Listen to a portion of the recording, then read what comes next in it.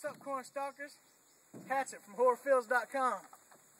Today, I'm going to tell y'all hunters how to get free lumber to make beautiful buildings, whatever you're looking to build.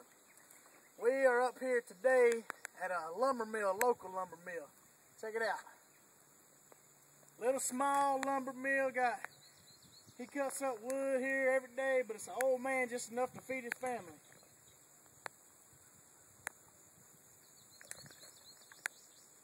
Yeah, pretty fresh. So this old man, when he cuts his wood, it shaves slabs off of his wood. So it's like the tree trunks. It's like this here. Alright, so we can come and get this stuff for free, because all he does is burn this big old pile of wood here. He says, take all you want, boys.